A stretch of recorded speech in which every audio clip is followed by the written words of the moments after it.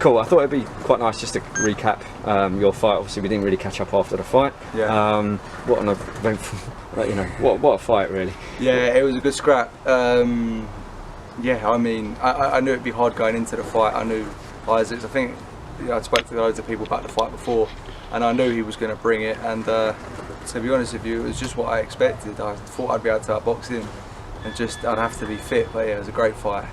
Great night. I was going to say, but before the when the fight was like announced, I know we spoke kind of off camera about it, but for purposes of, you know, when that fight's put to you at kind of an early stage of your career, like, you know, is it something that you thought, oh, maybe I need a couple more learning fights, or do you think, no, I'm ready to kind of jump in now? No, we were always confident because of the sparring we get here. We've both had Martin and Adam both stable. Like, we get good. I mean, you can't get better sparring than when we get here. So I just thought, you know what, like, chuck myself in, see how I get on with the longer rounds, because it was originally supposed to be 10 rounds, and yeah, I felt ready. It was obviously a risk, but at the same time, he had 6 fights and he had been out for just a bit longer than me, so we both took the risk and it paid off.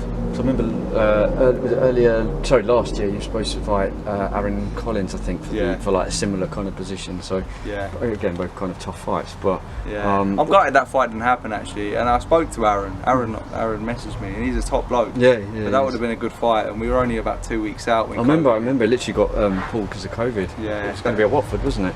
No, that was at your call. Was it? Yeah, the Isaacs fight was supposed to be at Watford, and then that's it. COVID changed it. Yeah. So yeah. So going in like to the fight, what was your like tactics against him? Because obviously we know he's tough and we know he's like durable, but you know what game plan did you and Adam put together?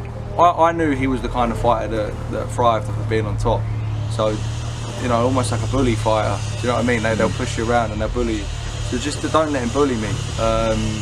When he's pushing me back, just give him angles. When I do hit him hard. And in exchange, he's always finished the exchange strong. But just don't get caught with anything silly, you know, just box. The opportunities will be there to catch him, which they were. And, you know, it was inevitable he was going to get to me at some point. So when he did, just stand firm, finish strong and then move off. How hard did he hit? Yeah, he hit hard, he was solid. You see my face after the fight.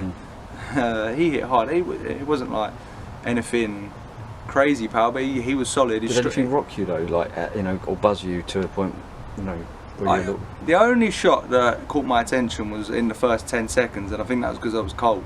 Like there's an exchange in the first 10 seconds where I'm like, I feel the power, and I think, right, that's okay, I can deal with that. But I felt it. Don't get me wrong. Like, the eyes go a bit fuzzy. I had a few people like said I was hurt at the end of the 8th, but I always felt solid. I felt alright. That was a tough round, so they caught me with shots, but I never once felt like I was rocked at any point in the fight. At what point as well did you kind of feel throughout the fight that, do you know what, I've kind of got this, I'm like getting ahead within the fight? Within like, by round 3 I felt like I was in a groove and like, I was moving well. My slip right hand was landing well, and I felt sort of in a groove from pretty early on actually. The first round I went out a bit like, no, I wasn't very cautious, I just went for it. And then rounds 2 and 3 I kind of got into my groove and stayed in it, you know. At any point did you feel like you, not say switched off, but you got to a point where you know you probably know you're ahead on kind of points, but you know you're getting a little bit careless? No, I was always wary. I thought I was always wary throughout the whole fight because he was solid and he was strong and he was just always there.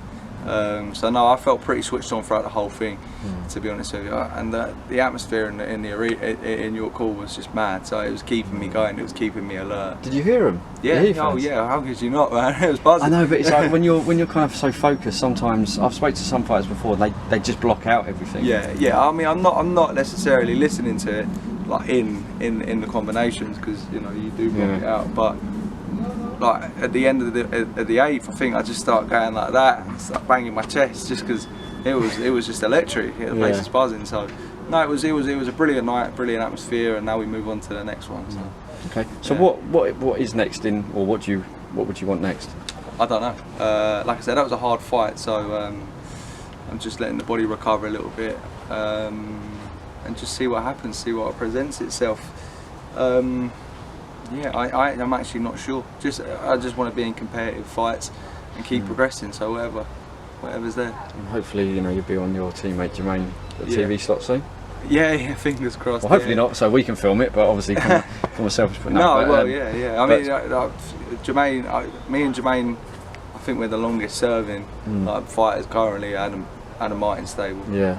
So like we've been training together for like 4 years, Yeah. and like I've always believed that we were the real deal. You know, not Yeah. just me and Jermaine, but like, you know, as a team, we were the real deal. And now he's got his Sky deal.